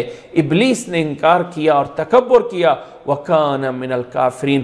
آگے اللہ تعالیٰ نے فرمایا وَقُلْنَا يَا آدَمُ اسْكُنْ أَنْتَ وَزَوْجُكَ الْجَنَّةَ، اے آدم جاؤ جنت میں رہو، وَزَوْجُكَ اور تم بھی اور تمہاری بیوی بھی، وَكُلَا مِنْهَا رَغَدًا حَيْثُ شِئْتُمَا، اور جہاں سے جیسے جس طرح چاہو کھاؤ پیو اس جنت میں، وَلَا تَقْرَبَا هَذِهِ الشَّجَرَةَ، ہاں اس ایک درخت کے قریب نہیں جانا ہے، فَتَكُونَا مِنَ الظَّالِمِينَ، اگر اس درخت کے قریب چلے گئے تو تم جو ہے وہ ظالمین میں سے ہو جاؤ گے۔ اب وہ درخت کون سا تھا جنت میں؟ اللہ عالم۔ لوگ کہتے ہیں گندم تھا، فلاں تھا، جن چیزوں کو اللہ نے نہیں بیان کیا ان چیزوں کی پہچان میں انسان اپنی محنت کو ضائع کرے، اس کا کوئی صلہ نہیں ملے گا۔ اس لیے آدم علیہ السلام کو اللہ نے فرمایا ایک درخت تھا اس سے جو ہے وہ نہیں کھانا، اور آدم علیہ السلام جو ہے اللہ تعالیٰ نے یہ حکم دیا فَأَزَلَّهُمَ الشَّيْطَانُ عَنْهَا، اب شیطان نے آدم علیہ السلام کو اور اماں حوا علیہ السلام کو گمراہ کر دیا، انہیں جو ہے وہ بہکا دیا، پھسلا دیا، فَأَخْرَجَهُمَا مِمَّا كَانَ فِيهِ، اس جنت سے نکلوا دیا۔ تفصیلات انشاءاللہ آئندہ قرآن مجید میں بہت سی جگہوں پہ آئیں گی کہ کس طرح کر کے انہیں جو ہے وہ جنت سے نکال دیا۔ اللہ نے منع کیا تھا، آدم علیہ السلام سے غلطی ہو گئی، کھا بیٹھے اس سے، شیطان کے بہکاوے میں آ گئے، تو اللہ تعالیٰ نے فرمایا فَأَزَلَّهُمَ الشَّيْطَانُ عَنْهَا فَأَخْرَجَهُمَا مِمَّا كَانَ فِيهِ وَقُلْنَا اهْبِطُوا بَعْضُكُمْ لِبَعْضٍ عَدُوٌّ وَلَكُمْ فِي الْأَرْضِ مُسْتَقَرٌّ وَمَتَاعٌ إِلَىٰ حِينٍ۔ اللہ تعالیٰ نے جنت سے نکالا اور فرمایا جاؤ زمین میں جا کے رہو، وہاں پہ شیطان تمہارا جو ہے وہ مخالف اور دشمن ہے، وَلَكُمْ فِي الْأَرْضِ مُسْتَقَرٌّ، زمین میں تمہارے لیے ٹھکانہ ہے، وہاں پہ تھوڑی دیر کے لیے، تھوڑے سے ٹائم کے لیے تم وہاں جا کے فائدہ اٹھا لو۔ فَتَلَقَّى آدَمُ مِن رَبِّهِ كَلِمَاتٍ، جب آدم علیہ السلام زمین پہ آ گئے تو اللہ نے آدم علیہ السلام کو کچھ کلمات سکھا دیے، کچھ توبہ کرنے کے کلمات سکھا دیے، اور وہ کیا ہیں؟ سورۃ اعراف میں ان کا بیان موجود ہے کہ اللہ تعالیٰ نے سکھایا ربنا ظلمنا انفسنا وان لم تغفر لنا وترحمنا لنکونن من الخاسرین، اے اللہ ہم گناہ کر بیٹھے ہیں، اے اللہ ہم سے غلطی ہو گئی ہے، اے اللہ تو ہمیں معاف فرما دے، ربنا ظلمنا انفسنا وان لم تغفر لنا وترحمنا لنکونن من الخاسرین، اے اللہ اگر تو ہمیں معاف نہیں کرے گا نا، اے اللہ تو اگر ہمیں معافی نہیں دے گا تو ہم کہیں کے نہیں رہیں گے، ہم تو برباد ہو گئے، ہم تو ختم ہو گئے، برباد ہو گئے۔ تو اللہ تعالیٰ نے یہ والے کلمات سکھا دیے۔ یہاں پہ ایک بات ضمن بتا دیتا ہوں، کچھ موضوع من گھڑت واقعات، کچھ ایسی چیزیں دین کے اندر لوگوں نے داخل کر دی ہوئی ہیں جن کا دین سے کوئی تعلق نہیں۔ بتایا جاتا ہے کہ آدم علیہ السلام نے اللہ کے نبی صلی اللہ علیہ وسلم کا نام عرش کے بھی لکھا ہوا دیکھ لیا تھا، اور آدم علیہ السلام نے اللہ تعالیٰ سے دعا کی کہ اے اللہ وہ اس نبی کے وسیلے سے جسے تو نے پیدا کرنا ہے اس کے وسیلے سے مجھے معاف کر دیجئے، تو اللہ نے آدم علیہ السلام کو معاف کر دیا۔ اب یہ والا واقعہ، یہ والی چیز کسی بھی حدیث کی معتبر کتاب میں موجود نہیں ہے، کسی بھی معتبر کتاب میں، بلکہ اس حدیث کو، یا اس حدیث نہیں بلکہ اس بات کو ان کتابوں میں نقل کیا گیا ہے جنہیں موضوعات کہا جاتا ہے۔ موضوعات کا معنی من گھڑت باتیں، من گھڑت، یعنی جن کے بارے میں یہ تھا کہ خود بولنے والے نے بتا دیا کہ میں نے جھوٹ بولا ہے، میں نے غلط بیانی کی ہے، ایسا کچھ نہیں ہے۔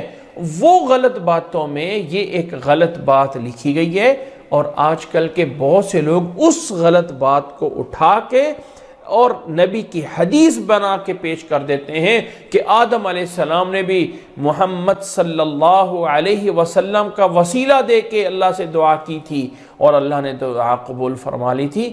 یاد رکھ لو، ایسا کچھ نہیں ہے، ایسا کچھ نہیں ہے، یہ موضوع اور من گھڑت روایت ہے۔ اللہ تعالیٰ نے یہاں پہ بیان فرمایا فَتَلَقَّى آدَمُ مِن رَبِّهِ كَلِمَاتٍ فَتَابَ عَلَيْهِ، اللہ تعالیٰ نے آدم علیہ السلام کو کچھ کلمات عطا فرمائے، ان کلمات کے ذریعے آدم علیہ السلام نے اللہ تعالیٰ سے توبہ کی، اللہ نے ان کی توبہ قبول کر لی۔ اِنَّهُ هُوَ التَّوَّابُ الرَّحِيمُ، اللہ تعالیٰ نے فرمایا کہ وہی توبہ قبول کرنے والا ہے اور وہی رحم کرنے والا ہے۔ قُلْنَا اهْبِطُوا مِنْهَا جَمِيعًا، پھر اللہ تعالیٰ نے زمین پہ سب کو اتار دیا، انسانوں کو بھی جنوں کو بھی۔ پھر اللہ نے فرمایا فَإِمَّا يَأْتِيَنَّكُم مِّنِّي هُدًى، اے انسانوں جب تمہارے پاس میری طرف سے ہدایت آئے گی، احکامات آئے گی، میری کتاب، میرے احکامات آئیں گے، فَمَن تَبِعَ هُدَايَ، جس نے میری اس رہنمائی ہدایت کی اتباع کی، فَلَا خَوْفٌ عَلَيْهِمْ وَلَا هُمْ يَحْزَنُونَ، ان پہ کوئی خوف، ان پہ کوئی غم نہیں ہوگا، ان پہ کوئی غم اور کوئی خوف نہیں ہوگا، جنہوں نے اللہ تعالیٰ کی آیات پہ عمل کیا اور اللہ تعالیٰ کی آیات کے پیچھے لگے رہے۔ وَالَّذِينَ كَفَرُوا وَكَذَّبُوا بِآيَاتِنَا، اور جنہوں نے کفر کیا، ہماری آیات کو جھٹلایا، جنہوں نے ہماری آیات کو جھٹلایا، کفر کیا، اولئک اصحاب النار هم فیہا خالدون، وہ جہنم والے ہیں، وہ اس جہنم میں ہمیشہ ہمیشہ رہیں گے۔ یہاں پہ آ کے سورۃ بقرہ کی 39 آیات ہو جاتی ہیں اور ایک سبجیکٹ پورا ہوتا ہے، یعنی ایک جو ہے وہ ٹاپک پورا ہوتا ہے۔ اس گزشتہ ٹاپک میں اللہ تعالیٰ نے یہ بتایا کہ متقین اور کافر اور منافق یہ لوگ ہیں، یہ کتاب لا ریب ہے، اور اے انسانوں اللہ کی عبادت کرو، اس اللہ نے تمہارے لیے جنت تیار کی ہے، اور نہ مانو گے تو اللہ تعالیٰ کا عذاب ہے۔ اللہ تعالیٰ نے اے انسانوں تمہیں ایک آدم سے پیدا کیا تھا، اور آدم کو اللہ تعالیٰ نے حکم دیا تھا کہ فرشتے ان کو سجدہ کریں۔ آدم علیہ السلام کو اللہ نے عزت اور مقام دی تھی، اور پھر آدم علیہ السلام کو زمین پہ اتار دیا تھا۔ اے انسانوں تم اس طرح کے انسان چل کے آگے آج پہنچے ہو۔ اب یہاں پہ اللہ تعالیٰ نے گویا کہ حکم اللہ کا وہی چل رہا ہے کہ ایمان لاؤ اللہ پہ، اعبدو، عبادت کرو اپنے اس رب کی جس اللہ نے تمہیں آدم علیہ السلام سے اس طرح کر کے پیدا کیا ہے۔ اب یہاں سے آگے جو سلسلہ شروع ہوتا ہے وہ ہے بنی اسرائیل کے واقعات۔ بنی اسرائیل ایک قوم ہے جو انبیاء علیہ السلام کا سلسلہ چلا، ان میں بہت بڑے نبی ابراہیم علیہ السلام آئے ہیں، اور ابراہیم علیہ السلام کے بعد جتنے بھی نبی آئے ہیں ان کی اولاد میں آئے ہیں۔ ابراہیم علیہ السلام کے بعد ان کے دو بیٹے حضرت اسحاق علیہ السلام اور حضرت اسماعیل علیہ السلام، دو بیٹے تھے۔ تو جو اولاد حضرت اسحاق علیہ السلام سے آگے چلی، حضرت اسحاق علیہ السلام کے بعد حضرت یعقوب علیہ السلام، اور یعقوب علیہ السلام کی جو اولاد آگے چلی انہیں بنی اسرائیل کہا گیا۔ موسیٰ علیہ السلام بھی انہی کی طرف بھیجے گئے، عیسیٰ علیہ السلام بھی جلیل الپیغمبر ہیں، انہی کی طرف بھیجے گئے۔ اس کے علاوہ اور بہت سارے نبی، حتیٰ کہ حضرت سلیمان علیہ السلام جو پوری دنیا پہ، یعنی اس پوری زمین پہ ان کی حکومت تھی، ہواؤں پہ ان کی حکومت تھی، جانوروں پہ ان کی حکومت تھی، وہ بھی بنی اسرائیل میں آئے۔ حضرت داؤد علیہ السلام بھی اسی بنی اسرائیل میں بھیجے گئے۔ بنی اسرائیل کی یہ تاریخ بہت بڑی ہے، بہت بڑی تاریخ ہے، اور اللہ تعالیٰ نے اس قوم کو ہر دور میں، اس قوم کے اس دور میں جب نبی بھیجے گئے تھے ایمان لانے والے نے، اللہ تعالیٰ نے انہیں سب پہ فضیلت دی تھی۔ اب اللہ تعالیٰ نے اپنے آخری نبی محمد صلی اللہ علیہ وسلم کو، وہ جو ابراہیم علیہ السلام کا نسب نامہ یعقوب علیہ السلام، اسحاق علیہ السلام، ابراہیم علیہ السلام تھا، ابراہیم علیہ السلام کے بعد جو بیٹے اسحاق علیہ السلام تھے، ان کے دوسرے بھائی اسماعیل علیہ السلام، ان کی نسل میں سے، ان کے اولاد میں سے بھیجا، جو کہ عرب اور مسلمان تھے، جو کہ عرب میں، حجاز میں، مکہ میں، وہاں پہ قریش قبیلہ جو ہے وہ آباد ہو رہا تھا، اور یہ قریش قبیلہ اور یہ عرب اسی نسل سے تھے، حضرت اسماعیل علیہ السلام کی نسل سے۔ اسماعیل علیہ السلام کی اس سے بھیجا محمد صلی اللہ علیہ وسلم کو ہماری طرف نبی بنا کے۔ اب اللہ تعالیٰ نے ہمارے لیے بطور عبرت کے، ہمارے لیے اللہ تعالیٰ نے بطور ایک عبرت کے اور سمجھانے کے لیے اللہ تعالیٰ نے کہ اے مسلمانوں، تم ان بنی اسرائیل کی طرح نہ بن جاؤ، ان کی طرح نہیں بننا ہے۔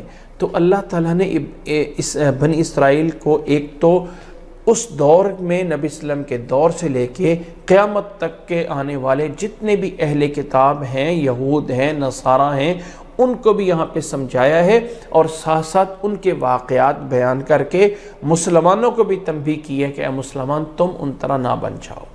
تو آغاز ہوتا ہے اس سلسلے کا یہاں سے۔ اللہ تعالیٰ نے فرمایا یا بنی اسرائیل اذکروا نعمتی التی انعمت علیکم واوفوا بعہدی اوف بعہدکم وایای فارہبون۔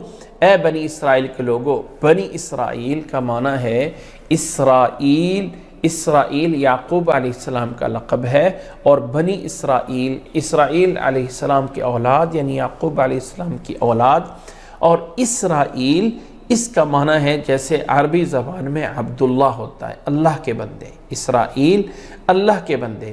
بنی اسرائیل ان کی آگے جو ساری کی ساری اولاد آگے قبائل چلے وہ بنی اسرائیل تھے۔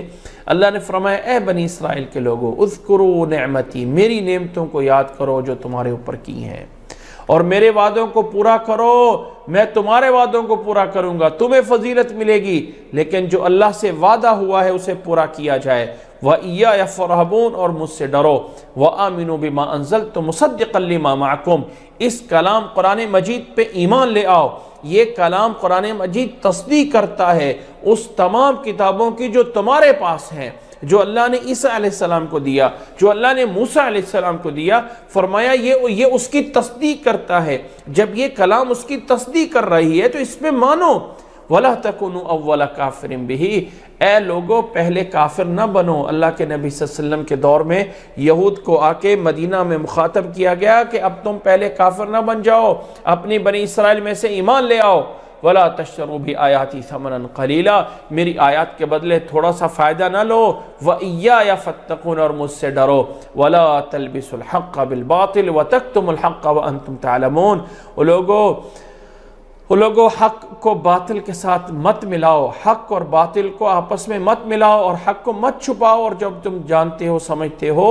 وَأَقِيمُوا الصَّلَاةَ وَآتُوا الزَّكَاةَ وَارْكَعُوا مَعَ الرَّاكِعِينَ، نماز قائم کرو، زکوٰۃ ادا کرو، مسلمان ہو جاؤ، مسلمان ہونے کے بعد نماز قائم کرو، زکوٰۃ ادا کرو، وَارْكَعُوا مَعَ الرَّاكِعِينَ، اور رکوع کرو رکوع کرنے والوں کے ساتھ۔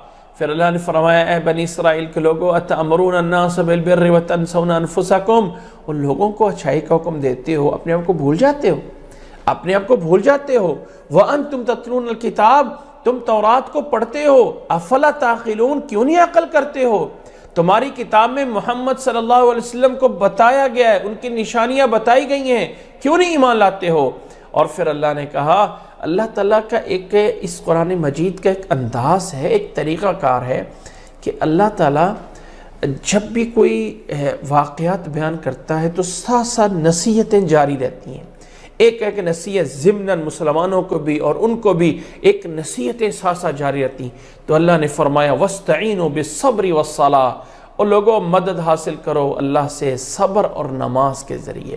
وَإِنَّهَا لَكَبِيرَةٌ إِلَّا عَلَى الْخَاشِعِينَ، بے شک یہ کام پورا کرنا بڑا مشکل ہے، لیکن اللہ سے ڈرنے والوں پہ کوئی مشکل نہیں ہوتا ہے۔